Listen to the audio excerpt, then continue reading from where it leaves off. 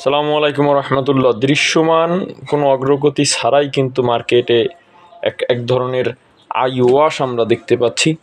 দৃশ্যমান অগ্রগতি বলতে আমরা যেটা বুঝি যে মার্কেট আপনার শুধু একটা সাইড না, আপনার ভালো ভালো শেয়ারের দিকে মার্কেট চলে যাবে। যেসব শেয়ারের বেস ভালো, ফান্ডামেন্টাল শেয়ার, যাদের কোম্পানি ভালো, যাদের আমরা চিনি, আমাদের পুরো দেশব্যাপী তাদের খ্যাতি আছে, তাদের কোম্পানির অবস্থা ভালো, ডিভিডেন্ড ভালো, ফান্ডামেন্টাল শেয়ার, এরকম শেয়ারের কোনো অগ্রগতি কিন্তু নাই, আমরা দেখতে পাচ্ছি না।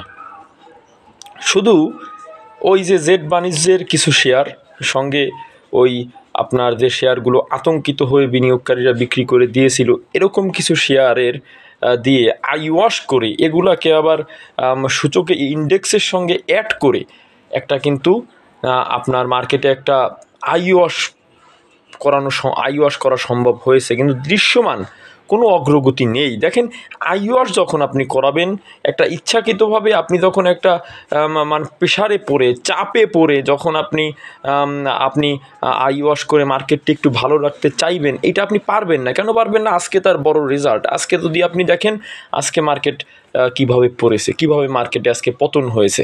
অতএব এইটা হলো আপনার সম্পূর্ণ আইওয়াশের জায়গায় যদি আপনি জোর করে সূচককে আপনার মনোনীত কিছু শেয়ার, আপনার বাজেট শেয়ার, জেড ক্যাটাগরির শেয়ার, যে শেয়ারগুলা মনোনীত ব্যক্তিরা আপনার কালেক্ট করেছে, এই শেয়ারগুলো দিয়ে যদি আপনি মার্কেটকে আইওয়াশ করতে চান, পারবেন না। মার্কেটকে ভালো করতে গেলে মার্কেট মুভার শেয়ারকে টানতে হবে, মার্কেট মুভার শেয়ার এখানে উঠে আসতে হবে। যেমন আপনার লাফার সোলসিম, কোনো মুভমেন্ট নেই।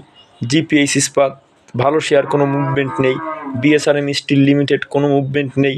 এসিআই কোম্পানির কোনো মুভমেন্ট নেই। ব্যাট বিসির কোনো মুভমেন্ট নেই।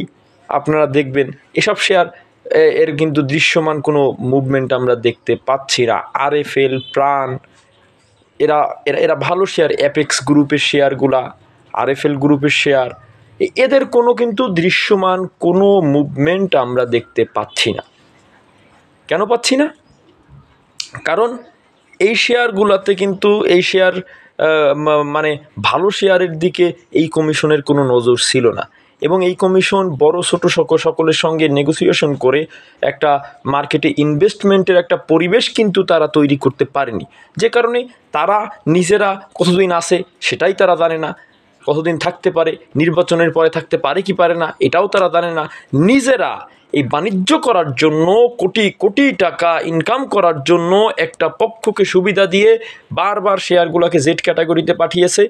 আপনার ডিভিডেন্ড না দেওয়ার কারণে এরপরে দেখলো অল্প share, not enough for that. এরপরে তারা আরও কৌশল অবলম্বন করলো, সেটা হলো ডিভিডেন্ড দিতে লেট হলে তখন আবার জেড ক্যাটাগরিতে, এবং সেইখান থেকে আবার কখনো কখনো ডিভিডেন্ড দিলে ক্যাটাগরি পরিবর্তন, কখনো কখনো ডিভিডেন্ড না দিলেও ক্যাটাগরি পরিবর্তন, কখনো আপনার ডিভিডেন্ড অ্যানাউন্স করলে ক্যাটাগরি পরিবর্তন। এইভাবে কিন্তু তারা ক্যাটাগরি পরিবর্তন করে আবার ওরা একটা ডিমান্ড তৈরি করে এই গেমটা তারা করতেছে। সঙ্গে সঙ্গে যেসব শেয়ারের কোনো ক্যাটাগরি পরিবর্তন হয়নি, ডিভিডেন্ড দেয়নি, এসব শেয়ারও দেখবেন অনেক বেড়েছে। যেমন আমরা দেখেছি রিসেন্ট ডেল্টা স্পিনিং, তাল্লু, কেপিপিএল জাতীয় অনেক শেয়ারের এরা ওঠা দোষের, সেটা আমি বলতেছি না, এরা উঠবে।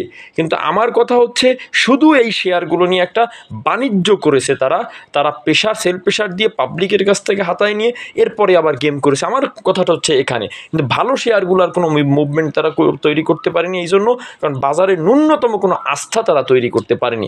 অতএব এই কমিশন দিয়ে হবে না, এদেরকে বিতাড়িত করতে হবে।